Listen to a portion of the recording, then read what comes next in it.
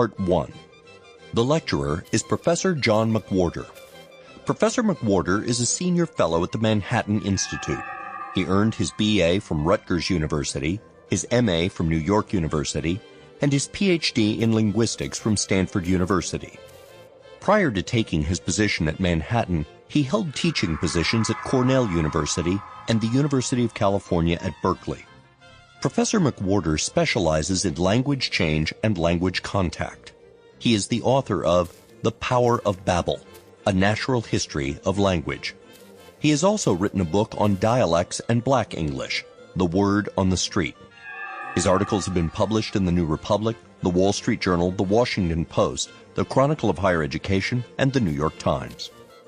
Frequently sought after by the media, Dr. McWhorter has appeared on Dateline NBC, Politically Incorrect, Talk of the Nation, Today, Good Morning America, the Jim Lehrer NewsHour, and Fresh Air, and does regular commentaries for All Things Considered.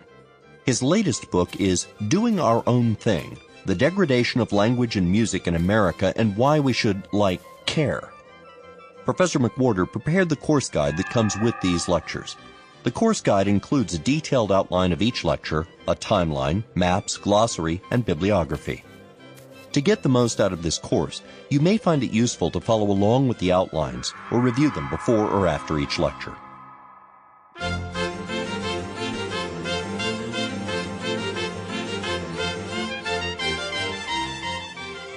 Lecture 1. What is language?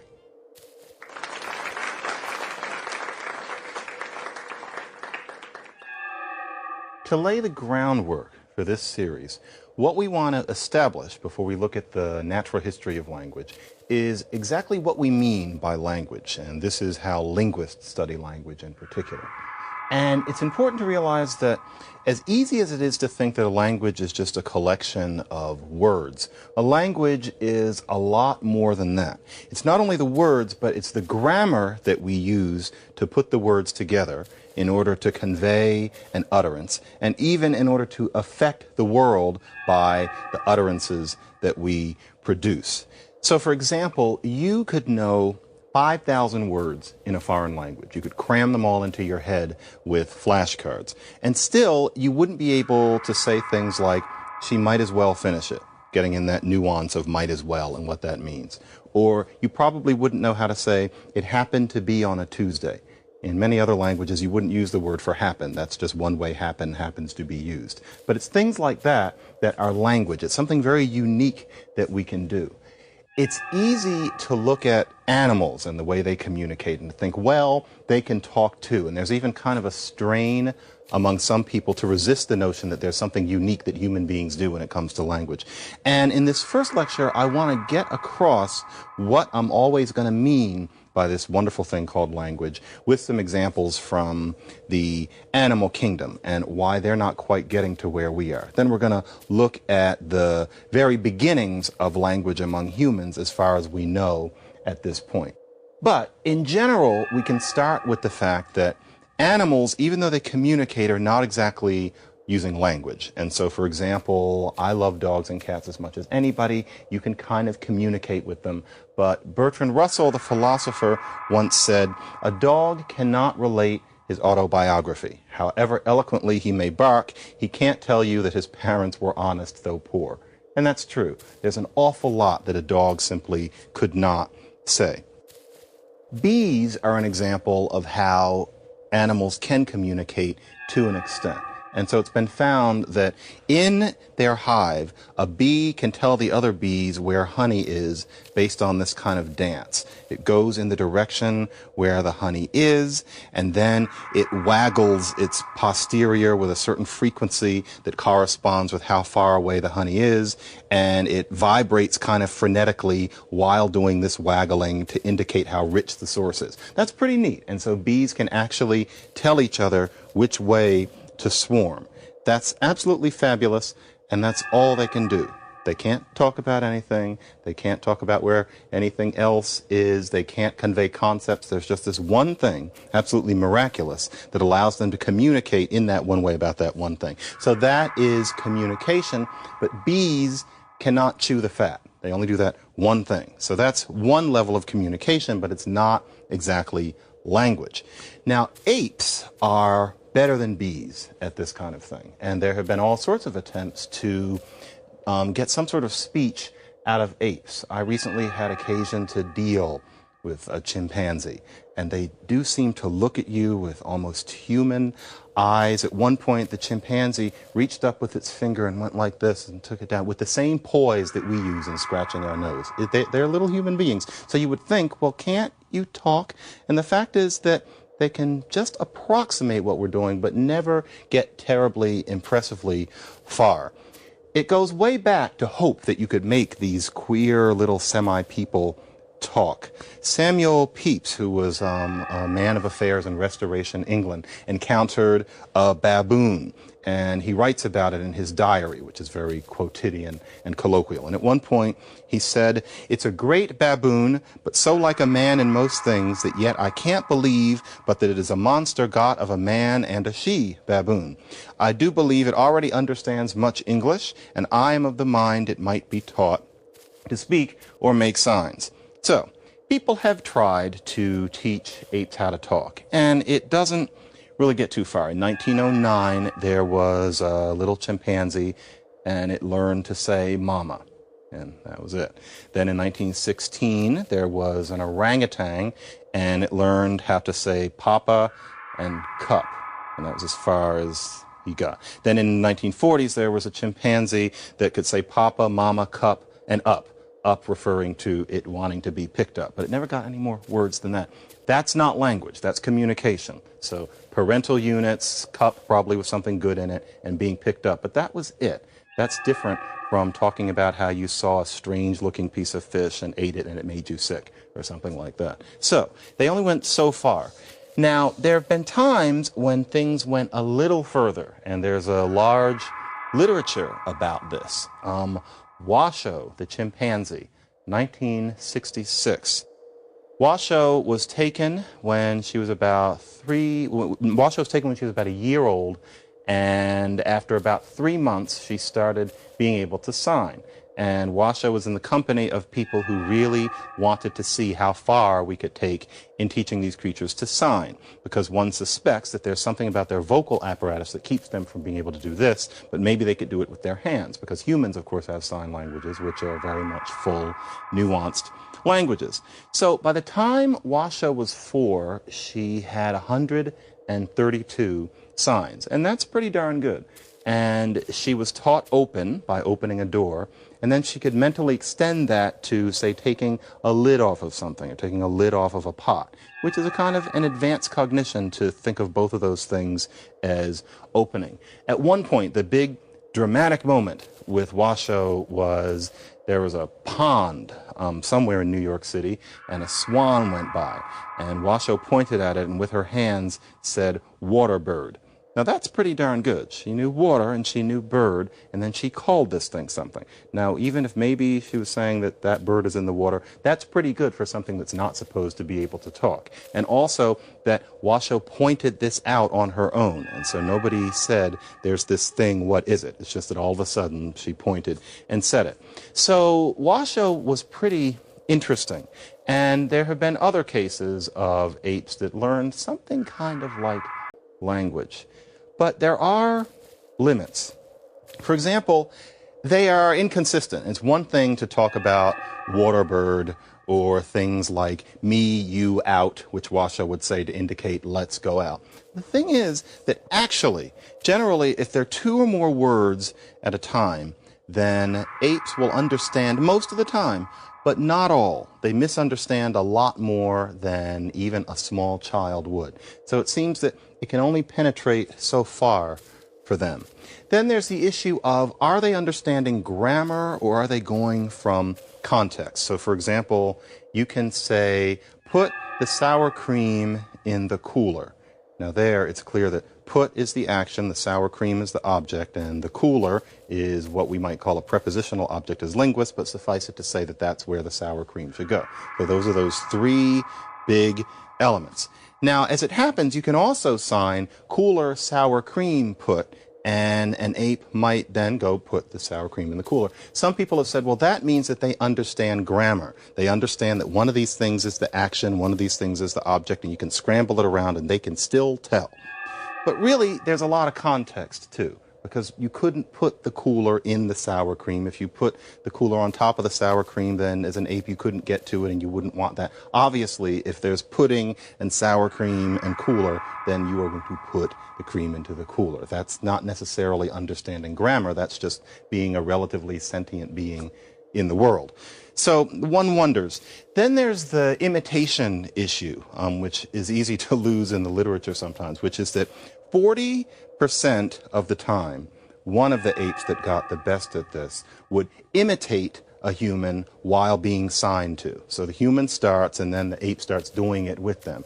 Now that's cute in a way, but it's also different from the way we use language. Children apparently do this at the rate of about 5% of the time. This would often be at the ends of sentences. But imagine telling a child, go upstairs and get your toy, and you say, go up, and by the time you get to stairs, the child is looking up and saying, stairs and get your toy.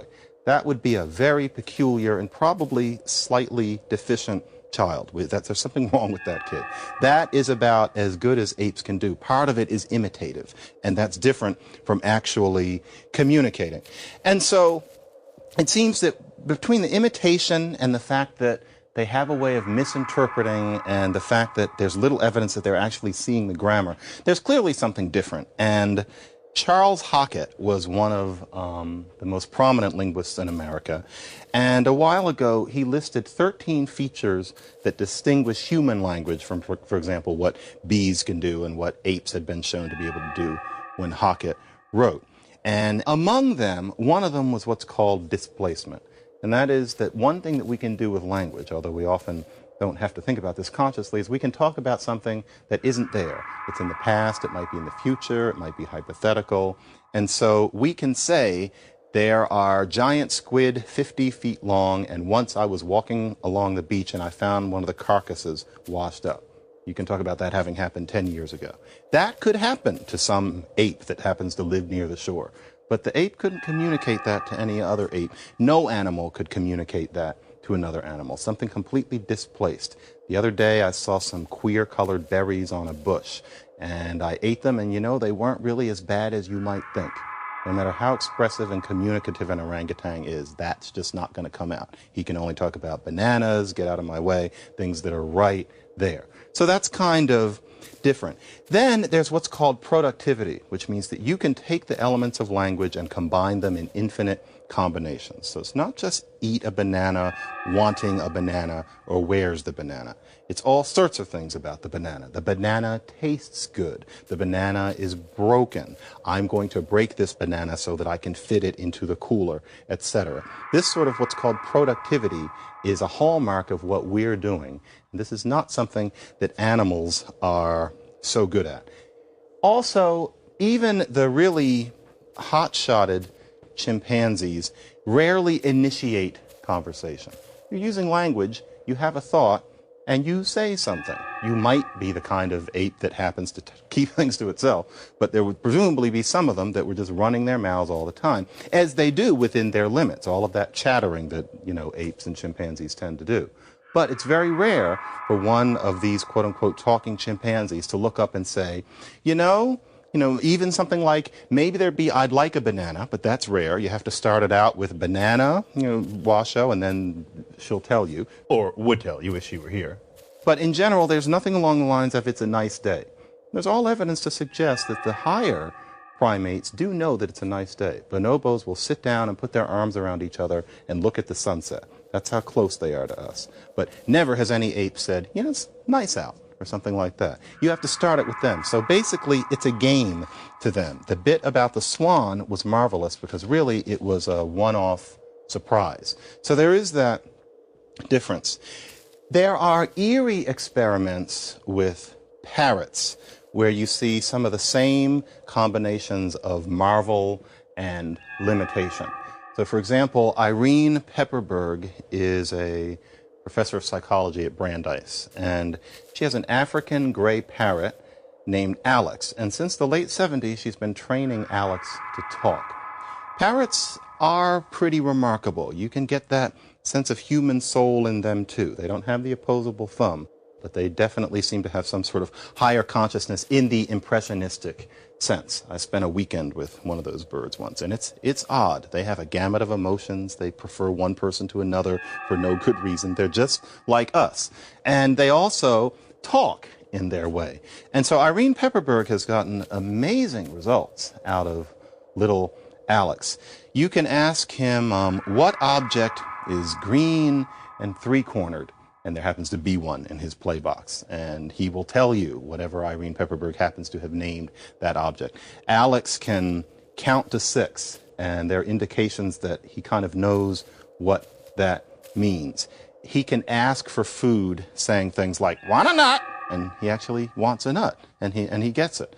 And he actually can spell a bit, because Irene Pepperberg has taught him how to break things down into sounds. And he gets impatient. And so at one point, she was showing him to researchers and she was asking him questions about naming sounds, but he wanted a nut. And so finally, apparently, he slit his eyes and said, "Want a nut and a t."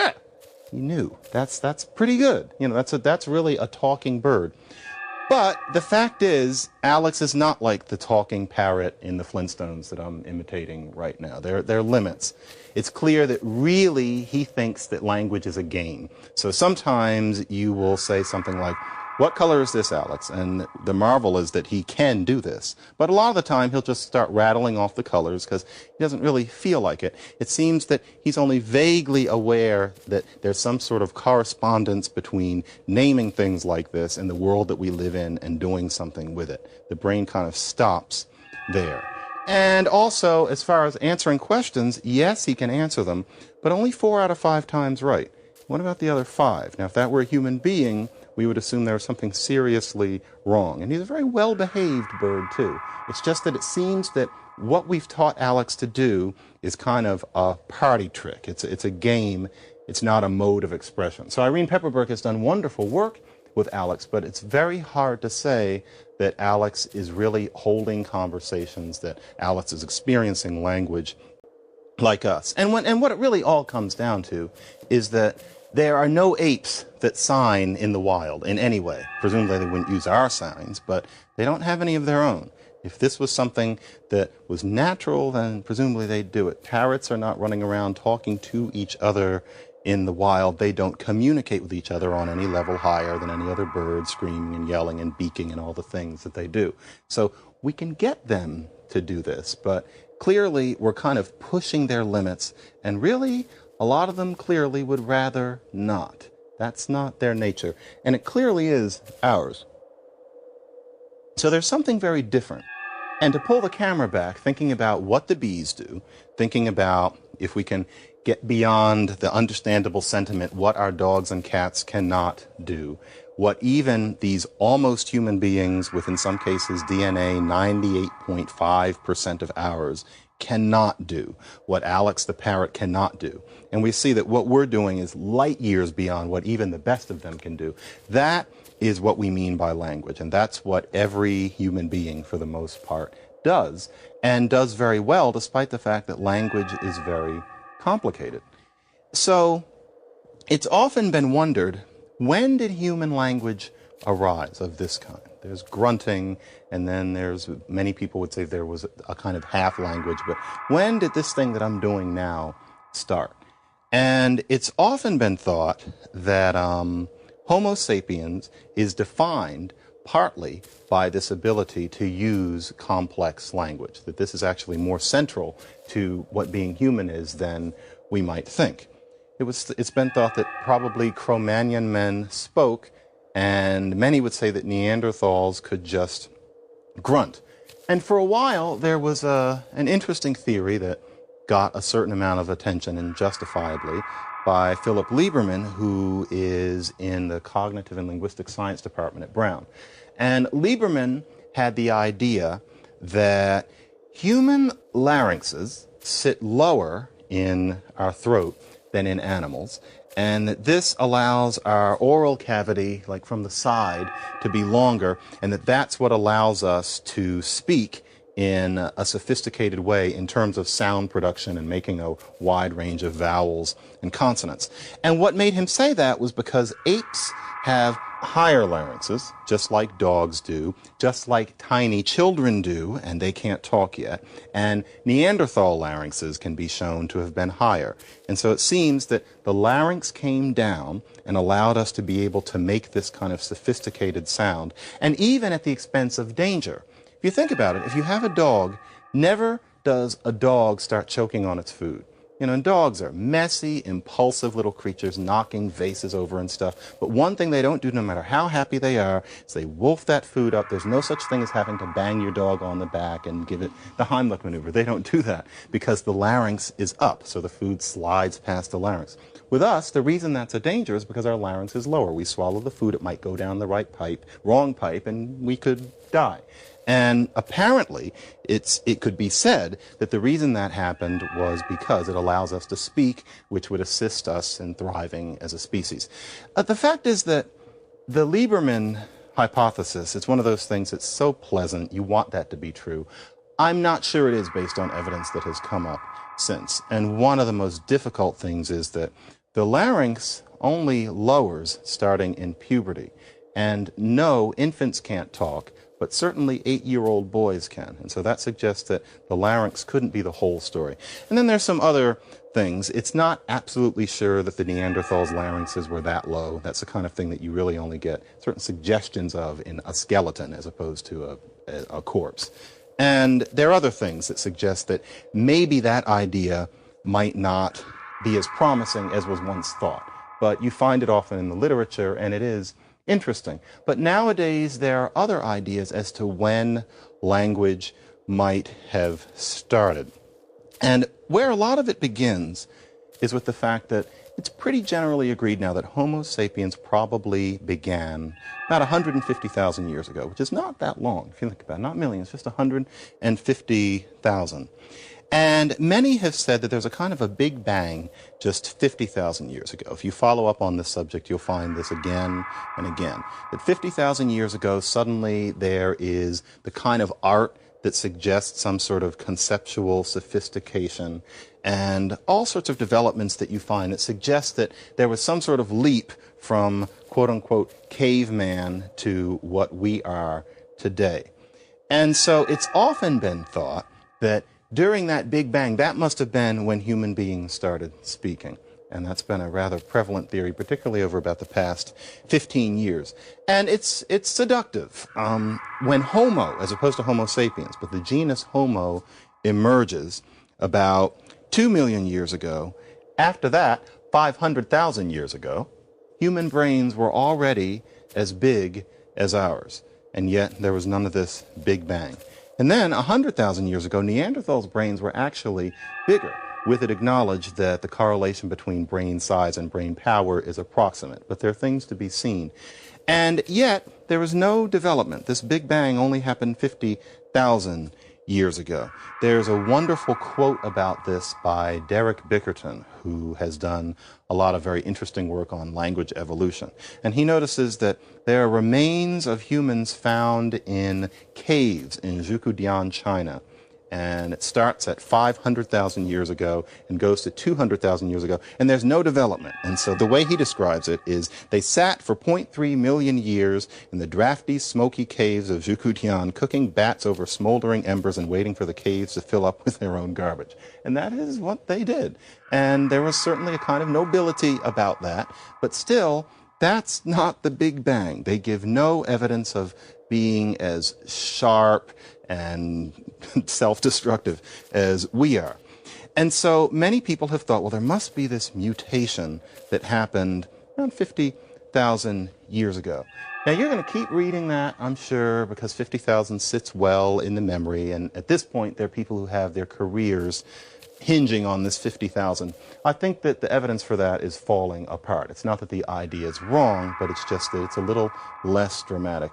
A lot of evidence suggests that humans were sophisticated in the sense that we were long before 50,000 years ago. And to give a sense that this is not just idle dates, remember, 150,000 years ago, that's when the species arose. So that's our benchmark. And then here we are. So it's been said that the Big Bang is about here. But really, there's evidence that it goes much further back as we discover more and more evidence of early man. There are all sorts of evidence that this sophistication that we're talking about probably happened very gradually, starting 2 million years ago before there was a Homo sapiens, and gradually came up to this. Now, there are a lot of people that like gradualism, the idea of it being step by step by step by step by step. I think that from what I've seen, the evidence is that there was a certain acceleration at a certain point. Homo sapiens is special, but it was possibly a good 80,000, maybe 90,000, maybe 100,000 years ago. The findings, particularly in southern Africa, are showing that there were sophisticated pieces of art, for example, long before 50,000 years ago.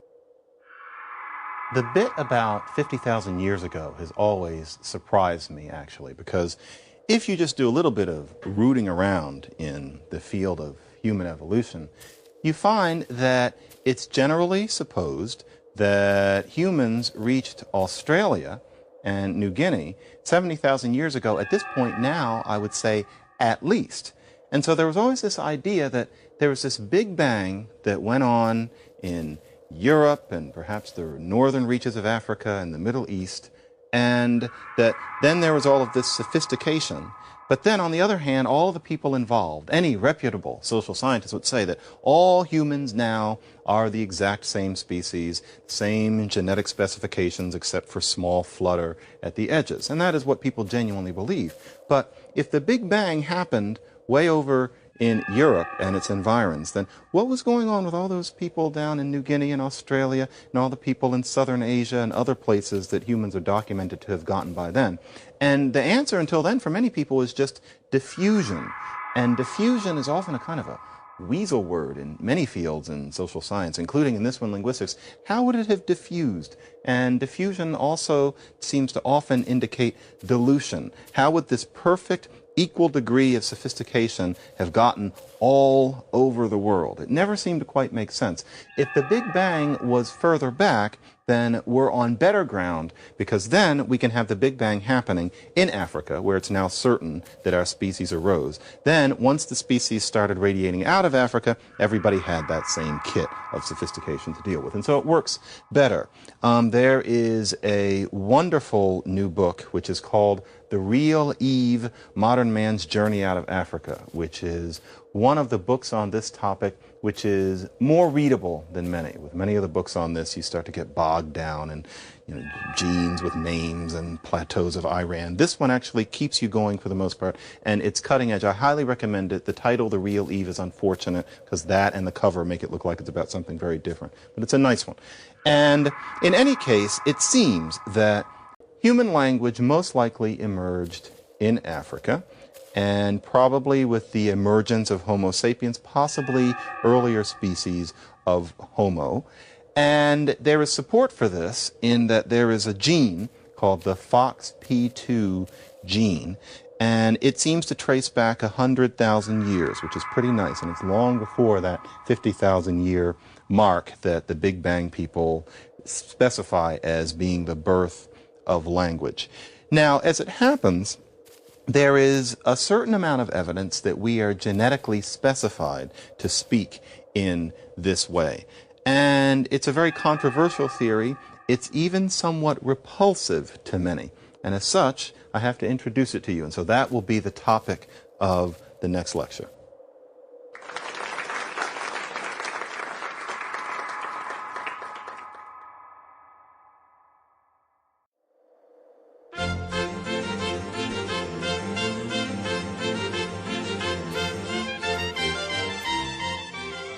Lecture 2, When Language Began.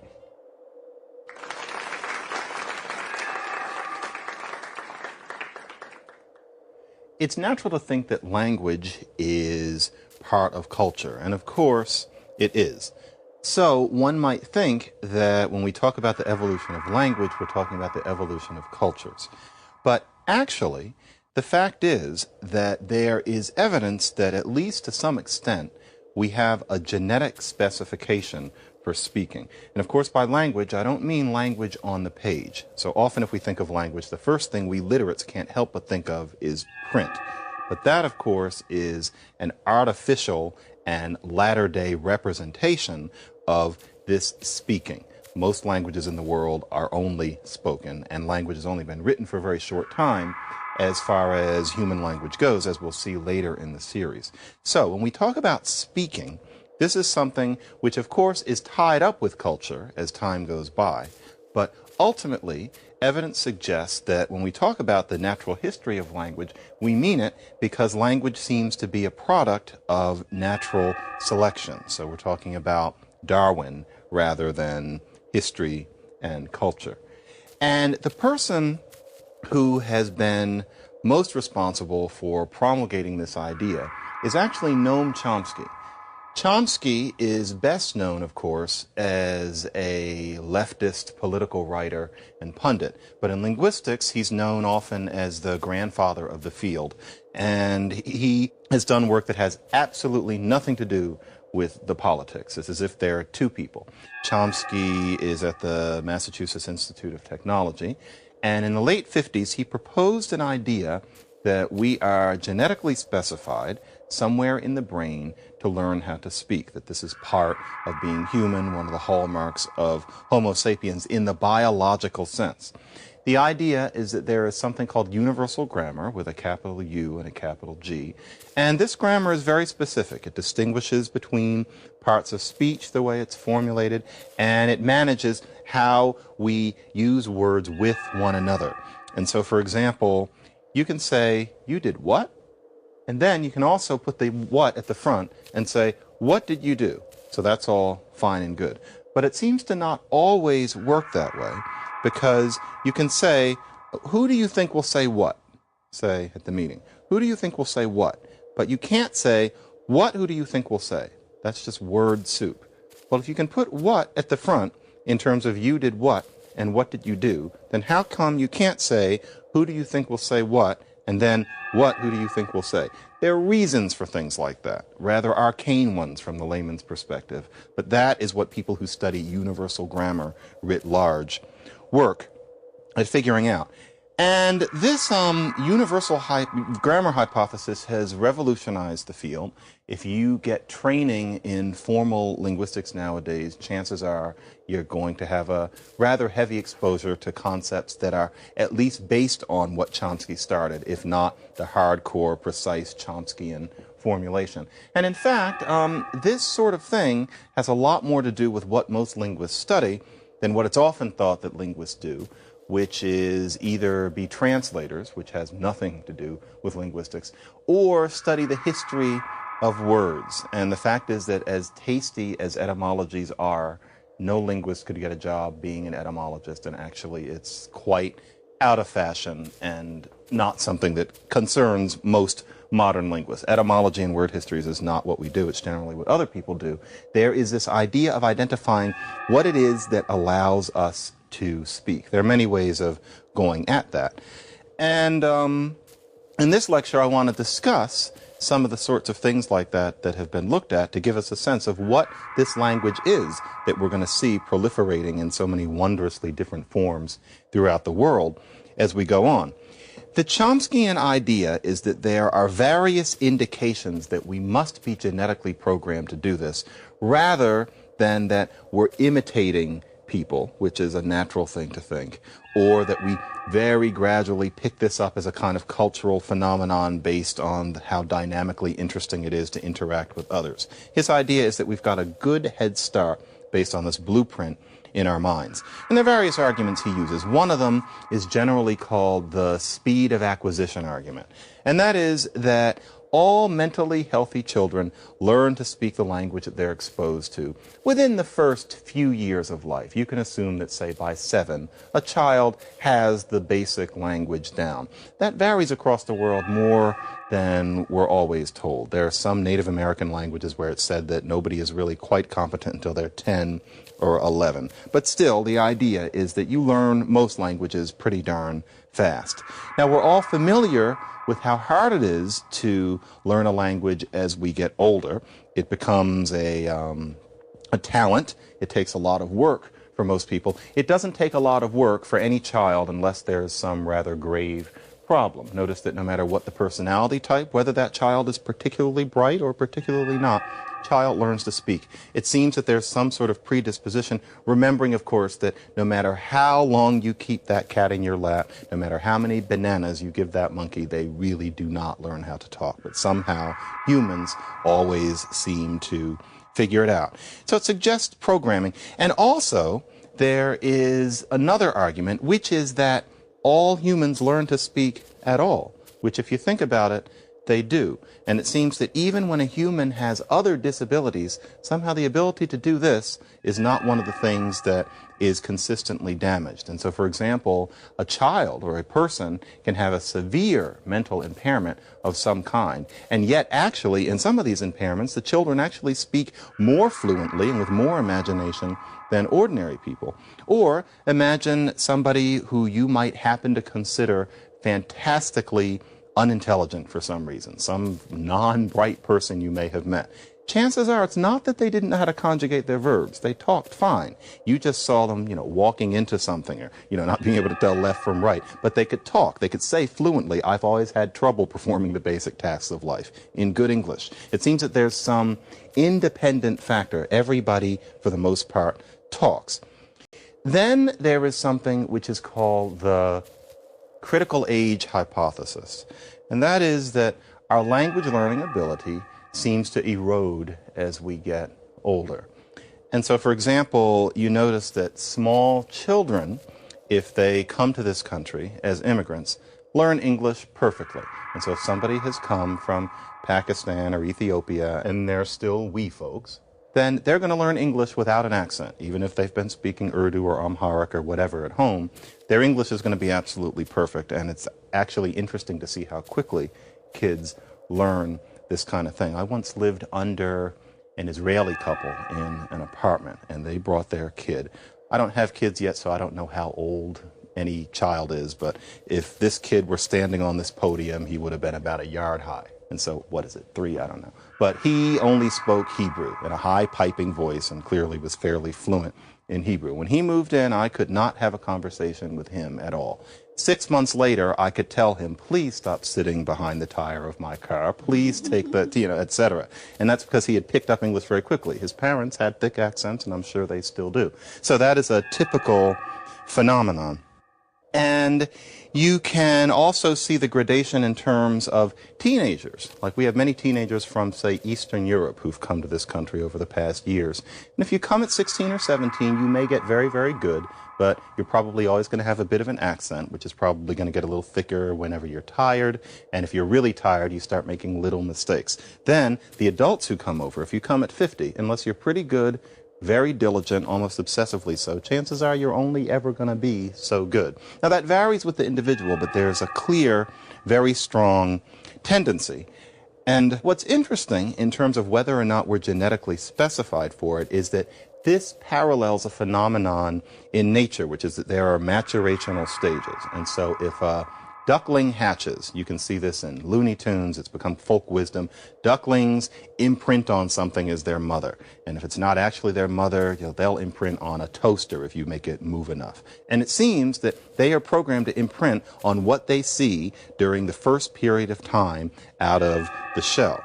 Now, if you show some grown-up duck something that's warm and feathered, it's not going to adopt it as its mother. That time is past. That ability wears away. They're programmed to do it at a very particular time. Caterpillars are programmed to go into the butterfly transformation at a particular time. Not immediately. Then there's no such thing as a 3-year-old caterpillar. It happens at a certain time. So it might be that we're programmed to learn language early in life, just like the imprinting or the butterfly transformation. And it's even been said that actually maybe the ability withers later because after we've already gone on and reproduced, then there's no reason for there to be something that stays along that would help us propagate our genes. It's too expensive. And so that's another case of that. And it's interesting to imagine that we might do an experiment where we saw whether or not this is a maturational feature. But of course, it would be very cruel because you would have to deny a human being the exposure to language that I think anyone deserves. However, there is a case, predictably, unfortunately, pathological, of a child named Jeannie. And she was kept in isolation from human contact from toddlerhood until the age of 13, spending most of her life in a closet, and she was beaten severely if she tried to talk. Now, thankfully, that does not happen on a regular basis, but one must admit that after a case like that has been discovered, one might want to know, after taking care of Jeannie, how did Jeannie talk? And the fact is that Jeannie never really did learn how to talk. So you might think that language is a matter of listening to people around you and learning, picking up some words and throwing them into a bag. But about the best that Jeannie could ever do was things like, I like elephant, eat peanut. She could memorize words, just like, with meaning no disrespect to Jeannie, an ape can. But using grammar was something where apparently it was too late, and she wanted to, but couldn't. So it suggests that there is some sort of particular time, and that is a hallmark of genetically specified traits. Then there's another argument, which is ingenious. It's highly contested, but it's ingenious. The poverty of the stimulus argument that Chomsky uses. And that is that humans seem to learn language without being taught, for the most part, despite the fact that actual language is very messy. And it's very easy to lose sight of that because as literates, we are so trained to think of language on the page. And there's a piece of a lot of us that thinks that we talk like what's on the page more than we do. Language is inherently a kind of a choppy, baggy affair. One linguist has estimated that in general we speak in chunks of about 7 words apiece, linked together by ands and ors and thens. Now you can take the way language is really spoken and fashion it into the elegance and the tidiness of the written page. But that's just kind of an artifice. And if any of you have ever done the college dorm trick of putting the tape recorder on and letting it roll for an hour and then playing how you and your friends sound, often that turns out to be shocking in how utterly inarticulate everybody seems. We don't tend to speak in full sentences and paragraphs, and anyone who does stands out. That's an odd trait. That's like plaid pants. Anybody who really does talk in paragraphs. So spoken language tends to go something like this. This is actually a recording from the 70s of college students talking at a perfectly respectable school, perfectly intelligent kids. This is exactly what they said. So it's not a written cleaning up of what they said. This is actually them. One of them says, yeah, it doesn't help the tree, but it protects, keeps the moisture in. Because then it just soaks up moisture. It works by the water molecules adhere to the carbon molecules that are in the ashes. It holds it on. The plant takes it away from there. If you think about it, that's how people talk. If you imagine walking through a mall and listening to what people are saying, this is the way people talk in academic hallways. It's just human speech. Another person said, you know, you said how silly it was about well, it's not a theory at all, that the more pregnant you are and you see spots before your eyes, it's proven that it's the retention of the water. That's normal. People talk like that in all languages all over the world. Context takes care of a lot. You're drinking something, you have other thoughts, you laugh, you clear your throat. That's what kids are exposed to, according to the Chomskyan hypothesis. And so how is it that you actually do learn how to say, who do you think will say, given the fact that this is the stimulus that you get? It suggests that there's some sort of head start in there. And finally, there is specific language deficits. It seems that if there is some sort of damage to what one supposes might be a language organ in our brains, it's not just that all of a sudden people don't talk right. It gets almost amazingly specific what happens depending on what part of the brain is affected. So, for example, there is one area called Broca's area. And Broca's area seems to have something to do with controlling grammar, what the layman often calls syntax. For example, the word order, how the words are placed with one another. And it's not absolutely consistent, but to a degree that is obviously more than an accident. If that's the part that got hurt, then there seemed to be problems with grammar. So one person who had Broca's damage would be given to saying things like, yes, Monday, Dad and Peter Hogan and Dad hospital, and Wednesday, 9 o'clock, and Thursday, 10 o'clock, doctors, two, and doctors, and teeth. Yeah, that's an actual passage of somebody with Broca's. So they've got words, but they just don't know what to do with them. That's clearly somebody who's thinking something, but that's the best that they can do. So with one area, you get that. What's interesting is the contrast. There's another area, somewhat below the Broca's area, and that is Wernicke's area. And there, the issue seems to be not what you would call your syntax, but meaning and comprehension, the semantics. And so syntax is fine. You can rub a noun and a verb together for days, but it's just that you can't make any darn sense. And so here is one Wernicke's person. Damage in that area, and typical of their speech was, oh, sure, go ahead, any old think you want. If I could, I would. I'm taking the word the wrong way to say all the barbers here, whenever they stop you, it's going round and around, if you know what I mean. That is tying and tying for repuseration. Well, we were trying the best that we could.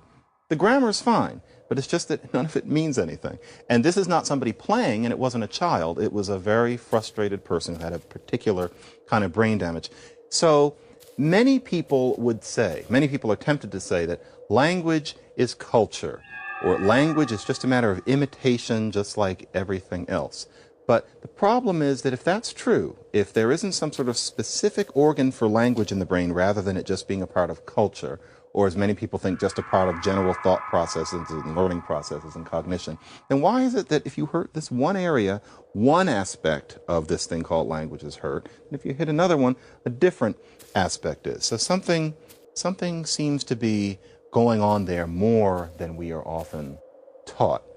So a lot of research has been done over the past 30 years trying to identify whether or not we have a genetic specification for language. And as we get better and better at identifying genes in our DNA, we're advancing by leaps and bounds to a certain extent in identifying whether we are genetically specified for this thing.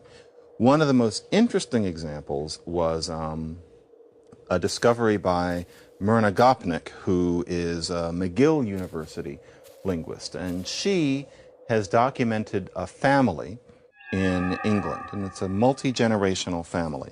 And it's unique because various people in this family just don't speak well. Now, some people are more articulate than others, but there's some people where there really does seem to be a slight problem. Some of the people in this family make mistakes like the man fall off of the tree, which is kind of, that's not just inarticulate, that's just outright wrong. And you wonder why anybody would do that. Or something like the boys eat 4 cookie without the plural marker.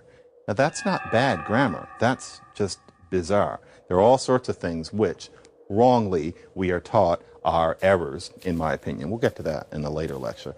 But very rarely do we have to tell somebody, you must remember to mark that for plural. Everybody does that. But here are people who just say the boys eat 4 cookie. Now, in real life, it's just thought, those people don't talk right.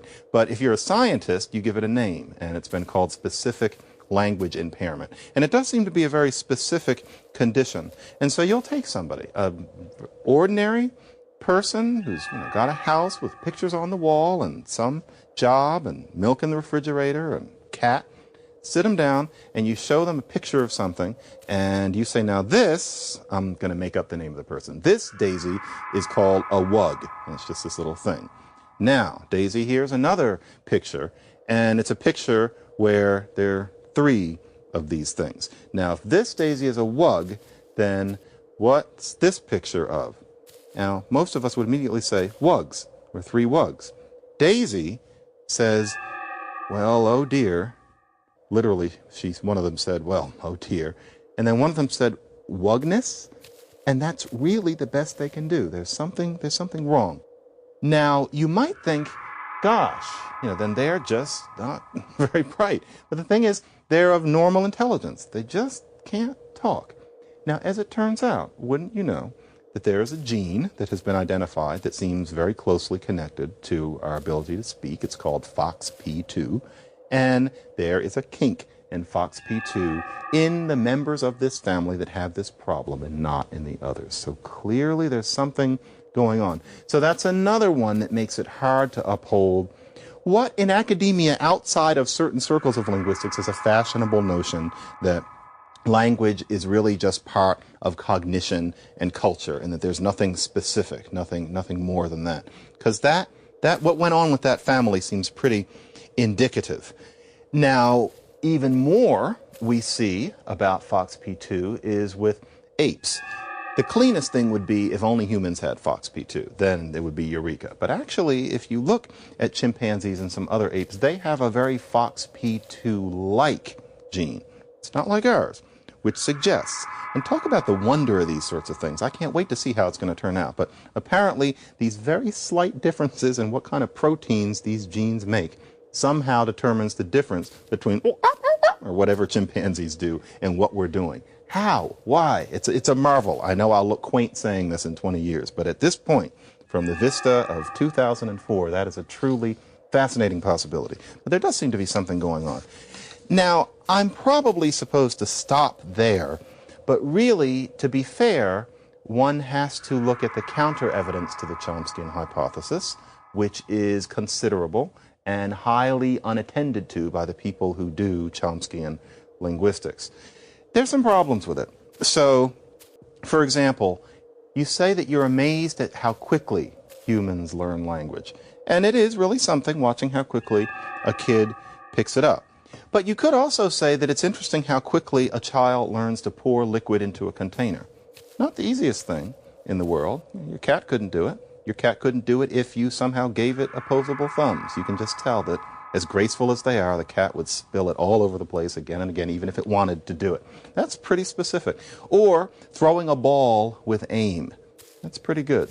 Chimp can throw a ball, but in terms of actually getting it to a certain point, well, we have a kind of a higher cognition. Jumping rope, kids learn that fast. I never could do it, partly because I'm male, but partly because I don't think I would have been good at it if I were female and culturally inclined to do it. And yet, we don't say that anybody is genetically specified for jumping rope. And so maybe it's just that humans are pretty darn smart. Specific language impairment. It's like the little part of the story that you tend not to hear because the other part is more fun. Other people have looked at this family, and it turns out that actually, to put it delicately, the ones who have the specific language impairment generally are not extremely intelligent. More specifically, there seems to be a little bit of a problem. So that doesn't mean that there is no language gene, but it might be more complicated than that. There does seem to be an intelligence gradient that happened to be missed by the first researchers. Then there is the poverty of the stimulus argument that I gave, which is that language is so choppy, which it very often is, but it isn't always. If any of you were thinking, I don't talk like that, to an extent, yes, you do. Listen to yourself when this is over. I certainly talk like that offline. But on the other hand, if you're thinking I don't always talk like that, there's a point to it. And there are various people who are studying the input actually given to children, as it's put in the biz. And a lot of them are finding a lot less of that hopeless choppiness than the Chomskyans conclude. And the fact is that the factoids that I've given you, poverty of the stimulus and the maturational issue, those things have been repeated again and again and again, but by most of the specialists with very little actual demonstration. There is an extent to which any scientific movement is partly a religion, and that is definitely true of the Chomskyans. They want to find this, they're stimulated by this idea. As far as the counter evidence, most of them are too busy writing grants to pay much attention. And if you actually do examine what's going on, then there are some questions. So if you are further concerned with this issue, what most linguists say is to read Steven Pinker's book, The Language Instinct. That book is brilliant. It's wonderful. If it runs a tad long, I urge you to read it all the way through, because that's the only way to get the whole message. Divide it up into chunks beforehand and make sure to get the whole book. And that is probably the most readable and marvelous argument for the Chomskyan hypothesis to be written. So that's a good one. It was not a bestseller for nothing. It should be read, unlike most bestsellers that are nonfiction. On the other hand, there's another one that everybody should read to really make their minds up for themselves. Jeffrey Sampson, less famous than Steve Pinker, wrote a book called Educating Eve, The Language Instinct Debate.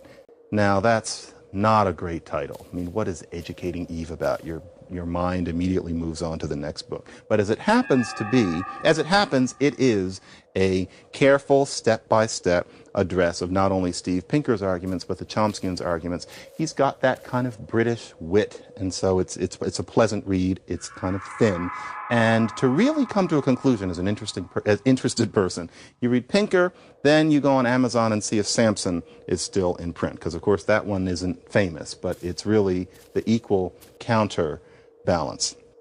Now, on the other hand, whether or not we actually have grammar imprinted in our heads, and the jury is very much out on this at this point, I think it's pretty safe to say that it's pretty clear that we are genetically programmed to talk to some extent. For example, if we weren't, wouldn't there be at least one group of humans who didn't talk?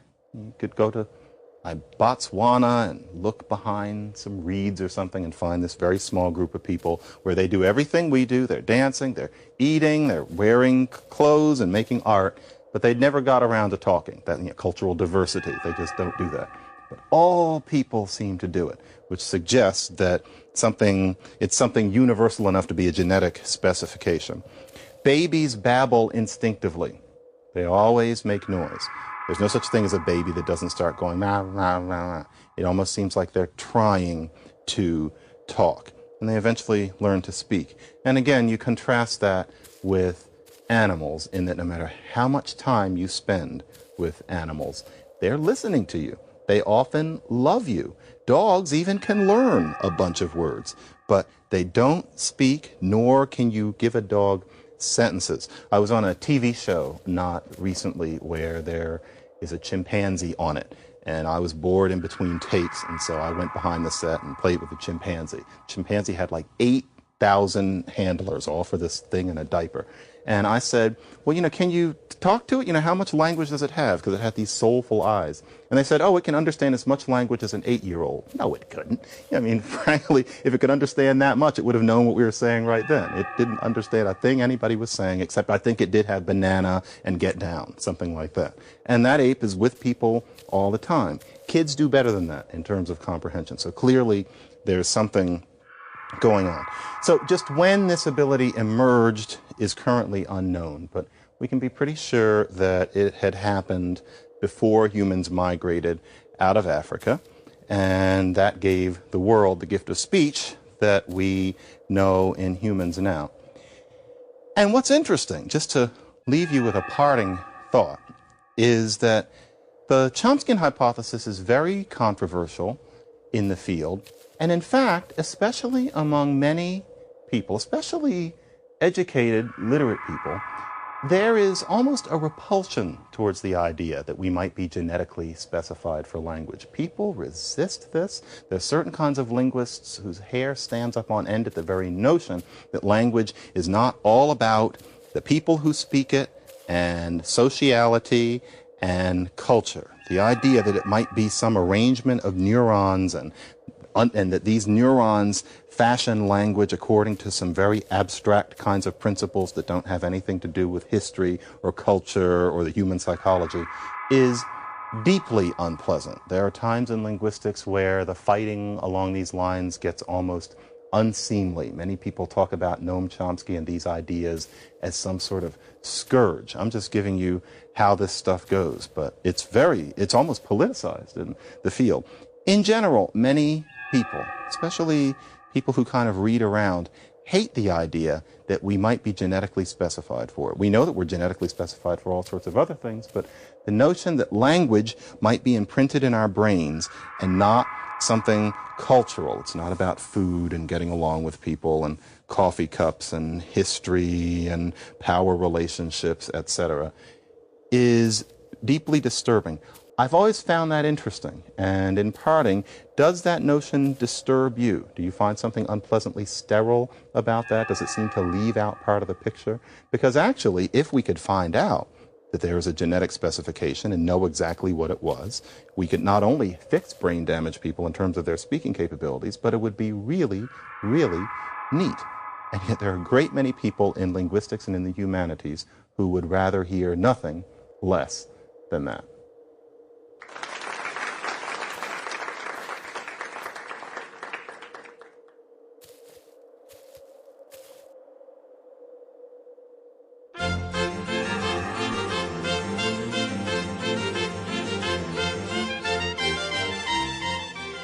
Lecture 3. How Language Changes. Sound Change.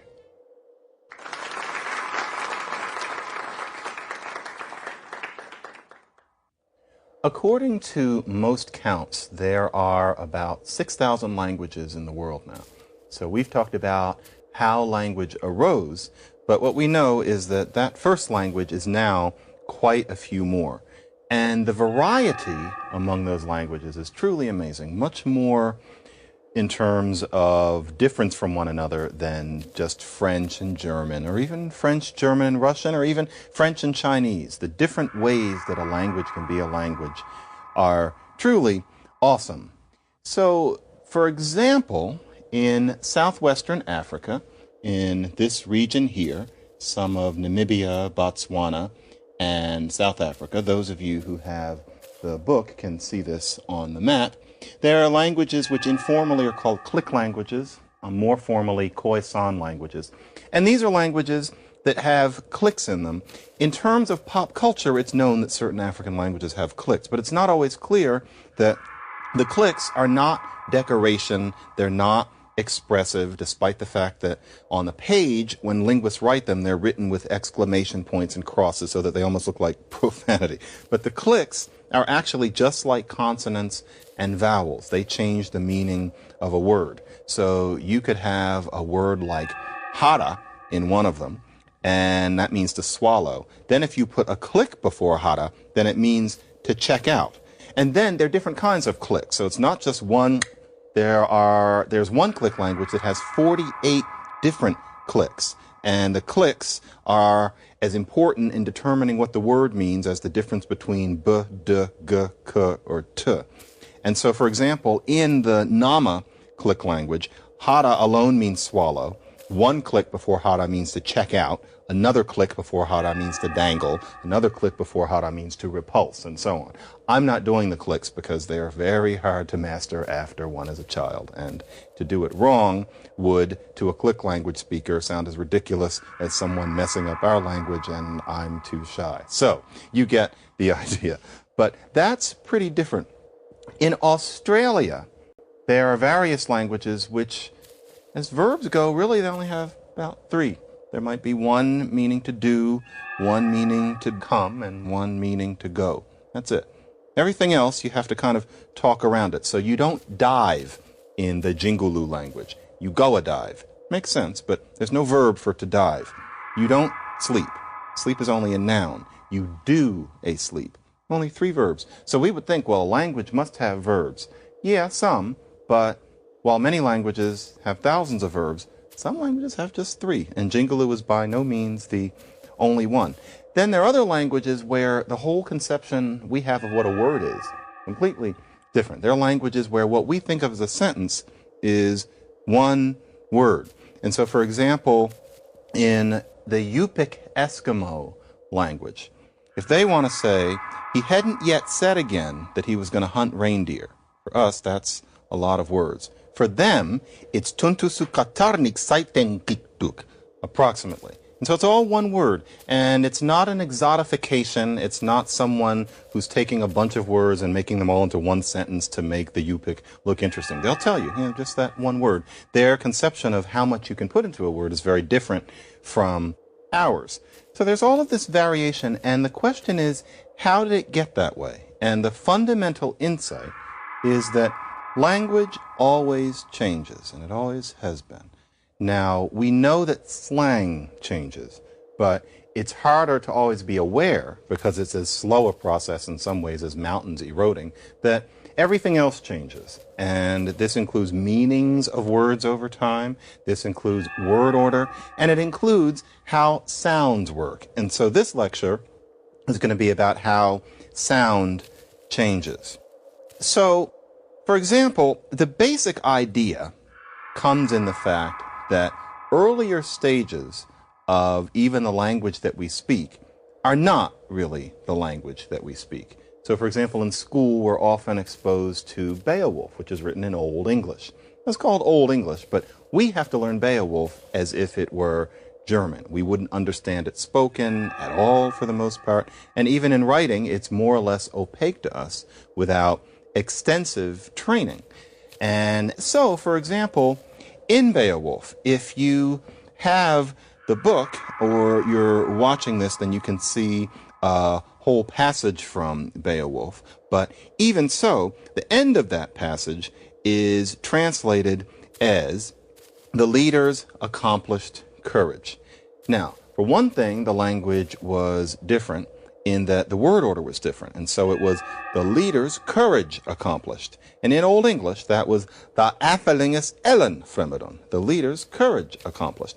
Now, obviously, the athelingus ellen fremedon is not any kind of English that we recognize. The language has completely changed.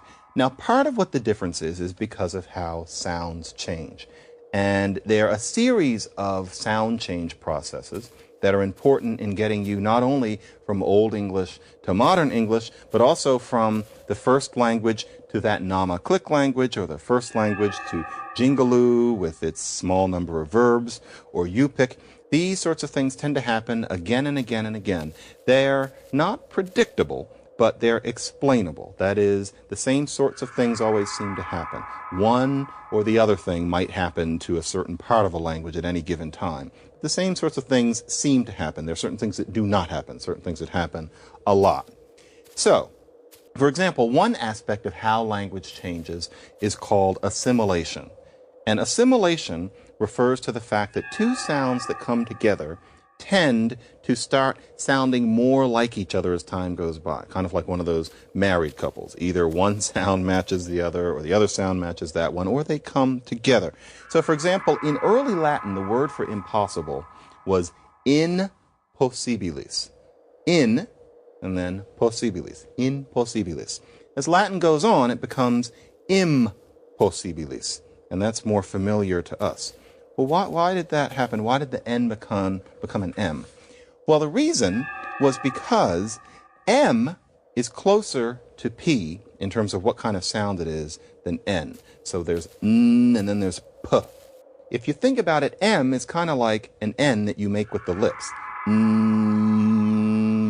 And so the N came closer to the P so that they could both be lippy kinds of sounds. So you could even look, as a linguist you get used to it. If it's impossibilis at stage A, you know that probably at stage B it's going to be impossibilis. There are other things that could happen, but something like that's going to happen when an N and a P get together. So impossibilis, that's assimilation of one sound to another.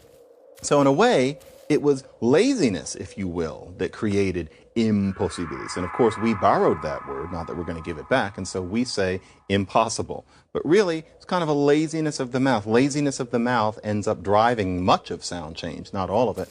And as a result, you have gradually one language turning into another because the sound change has gone so far. Another process is what is often called consonant weakening. Consonants tend to weaken and disappear over time. So, for example, in Latin, the word for ripe was maturus. We have a reflex of that word in mature, maturus. Now, Latin gradually developed into a series of languages. Latin died, but it left behind French, Spanish, Italian, Portuguese, Romanian, then lesser-known languages like Provençal and Catalan, and some languages that are even lesser known than that. But the big five are French, Spanish, Italian, Portuguese, and Romanian. Now, of those five, certain consonant weakenings tended to happen from Latin, as we would expect. And so if Latin had maturus, in Old Spanish, the T between the A and the U weakened into a D. If you think about it, D is kind of a softer version of a T. And here's where it helps, if you're understanding sound change and language in general, to get away from the wonderful alphabet. The alphabet makes it look like there's some special relationship between C and D, not really in terms of where sounds are pronounced in the mouth. D and T are versions of each other. D is here in the alphabet and T is here, but we're going to take the alphabet and we're going to throw that down. We don't want to think about the alphabet. We want to think about our mouths. And so, maturus, then it becomes maduro. And so it becomes a softer version of itself. The S at the end of the word disappeared. So that's what it was. In Castilian Spanish today, there's been even more of a transformation. So it's not maduro, it's maduro. That's the famous Castilian th. And so t, d, th. Now, in another one of Latin's products, French, in Old French, the word was madur. And so from maturus to madur. And goodbye to the S and not even a vowel at the end. Now, after that, the dropped out completely. Consonants not only weaken, but they disappear. And so you had something like maud, and then the vowels coalesce. Today, it's just mur. And so from maturus to mur, completely different words. And that was just partly because of what happens to consonants over time. That's a normal language change process. And if you looked at mur now, if you didn't have any written records of Latin, you might not be able to figure out that used to be maturus, and now it's just mur. That's how languages change. So there's nothing exotic about that. For example, things like that are even happening in English. There's the word bottle, and you think about the way it's spelled, B-O-T-T-L-E. But we don't say bottle. We might imagine ourselves saying it, but imagine somebody in a parking lot saying, why don't we get some bottles of beer? It would be somebody who is either, pretentious, foreign, a Martian. That's not anything anybody would do. The word is bottle. And if you think about it, the sound in there is a lot like a D. And so that's happening there. So maturus, maduro. Bottle at some point, bottle as time goes on. This is a natural process in human mouths. So consonants weaken. As you might think, vowels weaken too. So there's a process that one would call vowel weakening. And think about name and think about the way it's spelled. N-A-M-E. Now, we English speakers are used to this silent E. But really, what's interesting is that you can imagine that E is there for a reason. Nobody writing down a language where the word was name would for some reason stick on this silent letter just to annoy people. And of course, it is that the word actually was once pronounced name, and then it weakened to nama with this kind of indistinct sound that's called a schwa. And pretty soon, it was gone. The spelling preserves this older situation, which is very quaint and sweet, but it's also kind of a pain. But it shows that vowels weaken. So what you're seeing here is that in a way, laziness, or what is politely called the principle of least effort, has an awful lot to do with how languages evolve through time.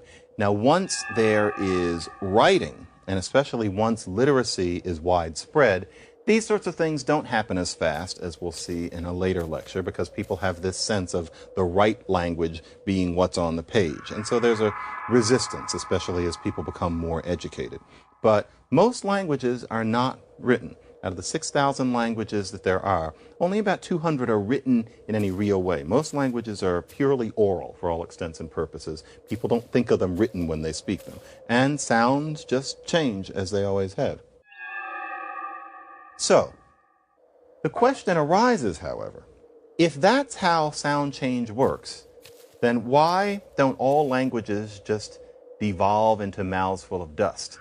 If that's what happens, if it's a matter of maturus down to mur, then it would seem that there'd be something kind of missing after a while. There must be something more to keep things going. And part of the answer to that is that vowels don't only weaken and disappear, they have a way of shifting around, and that's a normal process too. Within our lifetimes, that is a lot of what we hear as people's different accents, and I mean in particular native accents. But over time, it can make a language very different from what it once was. And an example of that is something which is called the Great Vowel Shift. And that name makes it sound like something happened one day. But actually, it was a gradual process that we can see starting to take place in the late 1300s. But it transformed the vowels of English, and it made it somewhat unlike the languages most closely related to it. And what's interesting is that our spelling, to a large extent, reflects what the language was like before that shift happened. Once the shift happened, that created much of why English spelling is such a tragic mess. And to understand this, we have to understand how sounds fit into the mouth. And so, it's about vowels. Now, for us, vowels are presented often as A, E, I, O, U. And it's okay to think of our basic kind of linguistics vowels as, think of it as the Spanish ones, if you've had experience with Spanish.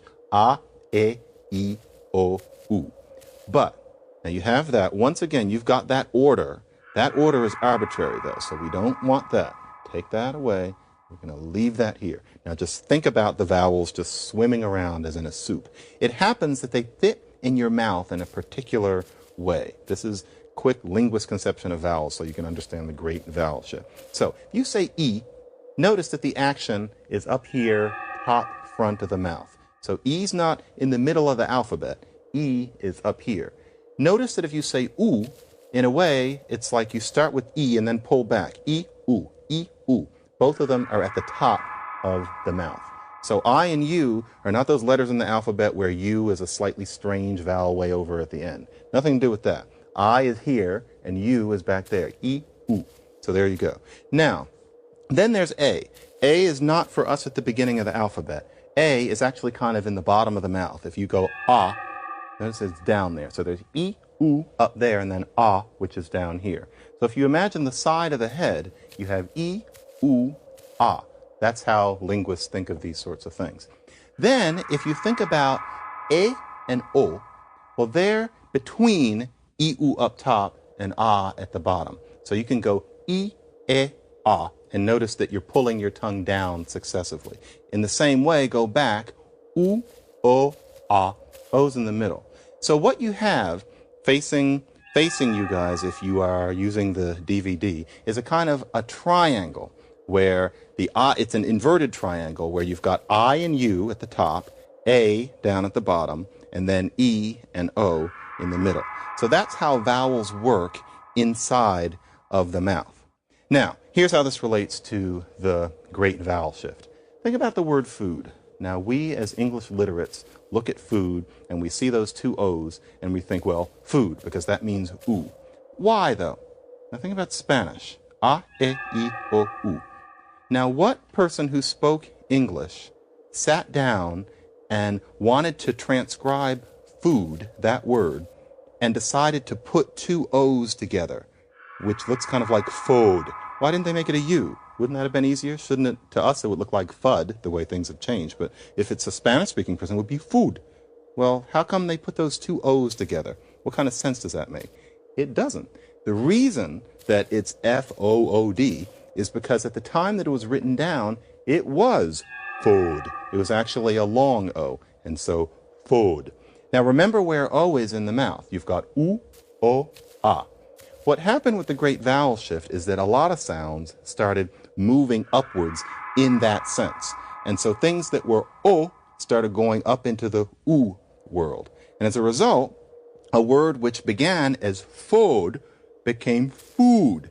It started out as what was probably processed as a bit of an accent. So food, food, food. Pretty soon it was up there. The spelling stayed food, food. The spelling stayed F-O-O-D, but we pronounce it now food. That was the great vowel shift. Notice that you have a word like feed. Once again, if you want to transcribe E, why two E's? Because if it's in Spanish, then E is a nice I. Well, then what is the E's? It looks like fade if you think about it, and it was. But then you have E, A. Well, what was fade moved up. So just like food became food, fade became feed. But the spelling stayed the way it was. So the language really changed. There was a time when to feed somebody was to fade them. And then, many generations later, it was a matter of feeding them. That's a very different way of pronouncing it. Now, that happened to many vowels, and as a result, you had the great vowel shift. One more. Notice that name is spelled nama. Now then the ah moved up into the a slot, and that's why it's name instead of nam. And so you have this process where vowels moved up. Really funny things happened up at the top. And as a result, you have a whole different vowel system, and that is a kind of language change. And vowel shifting, not exactly what happened in the Great Vowel Shift, but this kind of vowel shifting continues today. So for example, I spent several years out in California, and this is not limited to California, but it's where I first noticed it. What is written aw is pronounced ah by increasing numbers of people. So I had some friends. My name is John, and then there was Ron, and then there was Sean, and there was Dawn. To me, I grew up in Philadelphia, it was John, Sean, Dawn, and Ron. To many of the people out there in California below a certain age, we were John, Sean, Don, and Ron. So what's sushi? I say sushi is raw fish. A lot of them would say raw fish. I had a girlfriend who wanted to become a lawyer. She used to talk about how she wanted to make laws. That's not an extreme accent. You might not notice it, but gradually you realize that that aw is changing to an ah. I want to make laws, she used to say. Now she does. And she also had that change. It is a shift that we're seeing, and it's becoming more and more prevalent in many parts of the United States. Making laws, eating raw fish. Many people who talk that way don't notice it. If you're teaching linguistics classes and you're teaching the sounds and you're teaching aw, it's become a problem with a lot of kids like that because they're not quite aware that raw fish is not what is indicated in the spelling. And so they'll come up with these transcriptions, but that's because the language is changing. Very interesting. And so it's constant, these sorts of shifts. And when you combine the consonant weakening and the vowel weakening and just these shifts, you get some wild things. So water in Latin was aqua. Now, one ordinary change for something like that is Spanish, where it's agua. So k softened into a g. There's a relationship between G and K that the alphabet kind of obscures. So agua. But in French, the consonant disappeared completely. And so you have ah, and then there's just this kind of vowel shift. The word is spelled in modern French E-A-U. It's pronounced O. So you go from aqua to O. If only French existed, you'd never know where it came from. And that's just the way languages turn over. Now, I'm giving you here what are kind of linguistic textbook examples, but in this series, I have wanted to give a slightly more global perspective on languages, just because language is a worldwide phenomenon. And you don't want to stick too much to good old Western Europe, because if you do, it's giving a kind of an artificial sense of what a language is. It's like saying, this is a series about the animal kingdom and only doing mammals, as if there are all these other things. So sound change not only does the sorts of things I've just shown, but it also produces tone. There are many languages in the world where the pitch that you utter a syllable on makes complete differences in meaning. And I think most of us know that Chinese is that way, but it's actually very common worldwide. It's all over Africa. It's very common in East and Southeast Asia in particular. There are Native American languages of Mexico that have this. Tone is as important to many languages as prefixes and suffixes are to us. It's a very ordinary thing to happen. But you would wonder, how would that happen? And so, for example, in Chinese, specifically Mandarin Chinese, there is a word ma. Now, for us as English speakers, that's it, ma. And we're hoping that you put a plural ending on it and you have mas or something. But no, Chinese doesn't have a plural ending. Chinese isn't about endings and prefixes. It's about tone. And so if you have a high tone on ma, and so something like ma, then that means hemp. If it's low tone, ma, then that means scold. If you have a tone that makes a kind of a swoop, something like ma, then that means horse. And if it's a different tone, then it means mother. And so that syllable can mean all of those things based solely on that melody. So whenever you listen to Chinese people speaking, they're doing that, which is amazing because it doesn't seem to take any effort. For them, it's very natural, but tone is how these languages work. And actually, this kind of 4-level difference is gentle as tone goes. In Cantonese, there are, depending on how you count it, 6. Now, I could try to be more dazzling and say Cantonese has 9 tones, as many people do, but it's a little forced. But they do have 6. So, for example, fa can mean share, powder, advise, divide, excited, or grave, all depending on the tone. That's what Chinese people are doing when they talk. But the question is, how would that start? Just like you would not listen to the word food and have these 2 O's to indicate ooh, that can only happen by accident. There must be a reason why that happened. In terms of tone, if the first language is emerging and people are putting names to things, however it happened, we really don't know. What are the chances?